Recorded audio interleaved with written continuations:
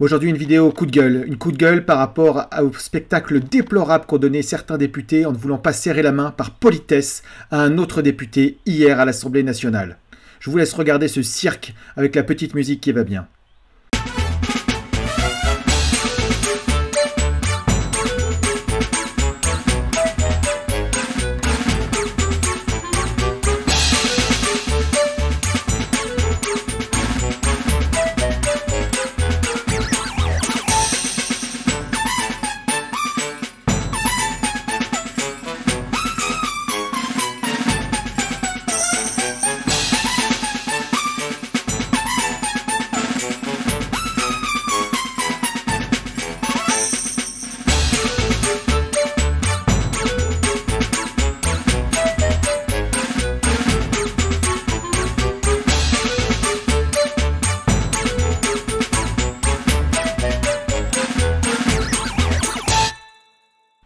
Alors ces gens-là disent qu'ils ont fait ça pour lutter contre l'extrême droite, mais que dalle en fait, que dalle. À part leur gueule sur les réseaux sociaux, leur prise de posture, ça n'a rien changé. Est-ce que le quotidien des gens a changé? Non, ils n'ont rien fait du tout, à part qu'ils ont rompu le dialogue. Et que du coup, plutôt que de convaincre les gens, ils ont préféré choisir de les ostraciser. Résultat des courses, si on ne peut pas convaincre les gens pour qu'ils puissent s'améliorer, qu'est-ce qu'il reste? Il faut les supprimer, les goulags. Voilà. Et donc il y aura plus de gens, effectivement, qui vont voter Rassemblement National à cause de ces gens-là.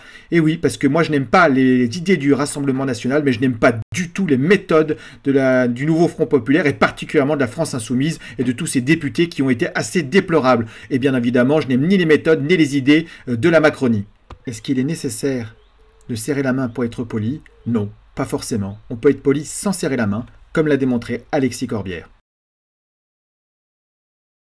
Et pourtant, la France Insoumise n'exclut pas d'être poli avec des adversaires politiques et des fascistes. Pour preuve, deux. La première, Manon Aubry au Parlement européen en même temps qui félicite van der Leyen pour sa réélection malgré avoir lutté de toutes ses forces contre son programme. Bravo à elle. Le second exemple est Jean-Luc Mélenchon lui-même qui salue Emmanuel Macron quand il est en déplacement à Marseille. J'ai toujours beaucoup de plaisir à échanger avec M. Mélenchon parce qu'on n'a pas toujours les mêmes idées sur tout. Non, il y a des fois où ça arrive. Mais en tout cas, c'est toujours respectueux et c'est toujours intéressant. Pourtant, Emmanuel Macron est un fasciste, comme nous l'avons vu dans une précédente vidéo, qui n'hésite pas à tirer sur son peuple, à le mutiler, à l'insulter, à mettre des lois qui permettent de contrôler les gens sur leur apparence étrangère. Donc, je vous invite à re-regarder cette vidéo sur est-ce que la Macronie est un régime fasciste si vous l'avez raté. Le lien est en description, ou vous le retrouvez sur la chaîne YouTube. Je vous laisse écouter ensuite Jean-Luc Mélenchon, qui explique pourquoi il est nécessaire d'être courtois dans une république.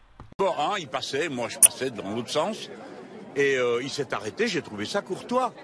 Et moi, je vais pas à minuit et demi dans un bar m'engueuler avec le président de la République. Enfin, il est à Marseille, il est dans ma circonscription, il y a une dimension de respect, on vit ensemble, quoi. C'est pas une atmosphère non plus, on se met des gifles à tout propos. Il le sait que je suis son opposant.